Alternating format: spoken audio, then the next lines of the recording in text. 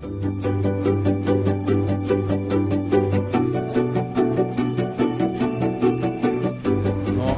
dolgem času smo se odločili, da obiščemo nuklearno elektrarno, ne samo zaradi tega, ker je na vidiku nekje NEK2, se pravi bodoča večja elektrarna, ampak zato, da se društvo Vrbina seznani malo bolj podrobno z dejavnostjo, samo z nevarnostjo predvsem, oziroma z delovanjem nuklearne elektrarne. Imeli smo obisk celotne nuklearne in sicer nekaj časa je bilo predavanje, kjer so nas seznanili s podrobnostmi delovanja.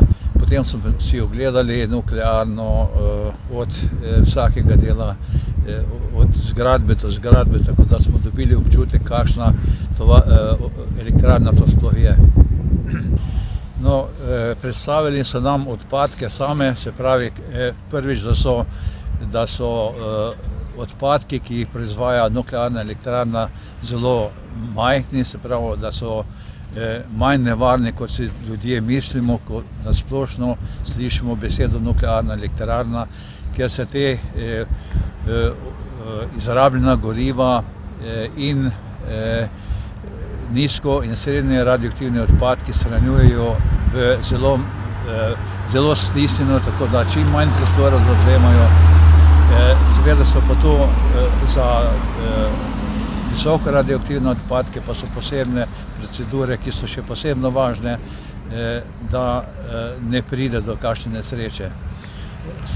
Tudi sama varnost nam je bila pojasnjena s strani njihovih strokovnjakov, tako da tudi kater je bolj dvomil v samo varnost, je zdaj mogoče dobil drugačno gledanje na to in mogoče tudi prepričanje. Sicer so pa v sami nuklearni vodstvo, ki nas je popeljalo, so nekako povedali tudi, da imajo še voljo in prostor tudi za ostale skupine društva, ki bi si želeli to seveda v predhodni najavi in potem, da si bi lahko prišli ogledati. To ni bilo neka ekskluziva. Ne, ni bilo ekskluziva, ampak bom povedal tako, da je zelo enostavno se prijaviti pač na njihovo spletno stran, kjer se izpolnijo določeni formularji in kjer so vsa navodila, tako da bi priporočil, da si še marsikdo to nuklearno ogleda, čisto zaradi širjenja svojega obzorja, ne samo z vidika varnosti. Tako da tudi sami predstavniki nuklearne so izjavili, da so veseli, da pridemo na obisk in so veseli tudi drugih, ki pa seveda po tisti predpisani proceduri brez problemov pridijo na obisk.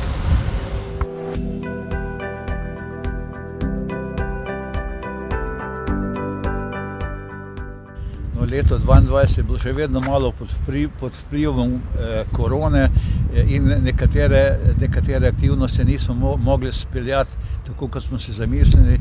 Predvsem je to ogled spodnjega dela Save, kjer je planirana hidroelektrarna Mokrice. Tudi zaradi vremenskih vplivov, zaradi slabega vremena in potem zaradi raznih bolezni, ki več ni bila COVID, tako da smo malo poskušali, vendar ni šlo. Moram pa reči, da so bili vse leto je bil vršen monitoring na spodnjem delu Save in na vseh teh nadomestnih habitatih, ki so bili zgrajeni ob izgradnji hidroelektrarne Brežice. Ugotovljeno je, da večina habitatov deluje dobro, nekateri celo zelo dobro. Kar se tiče količine oziroma raznovrstnosti ptic, lahko rečem, da je na jezeru, Brežiškem jezeru ogromno število ptic. Seveda je primerjava s stanjem v Vrbini, ko so bila jezera, malo nesmiselna, ker so bili drugačni pogoji. Moram reči, da množica pa raznovrstno ptic je zelo velika.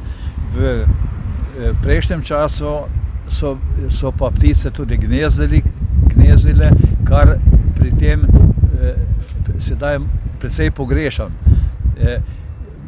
V bodoče,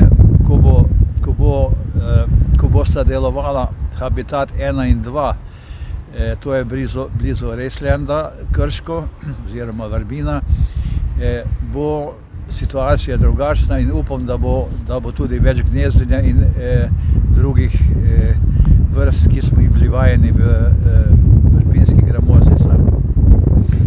V letu 2023 načrtujete tudi sodelovanje z drugimi društvi v Brežki občini, med njimi recimo Fotoklub Brežice in pa Društvo za oživitev mesta Brežice. Morda še kaj o tem? To vsekakor že letos je bilo planirano, da se bomo družili predvsem na tem pohodu. Upam, da nam bo to uspelo v letošnjem letu. Lahko bi si skupaj pogledali tudi habitate v zgornjem delu Vrbine, kar sicer ni bilo planirano, bi bilo pa zelo zaželeno, ker je veliko za videti.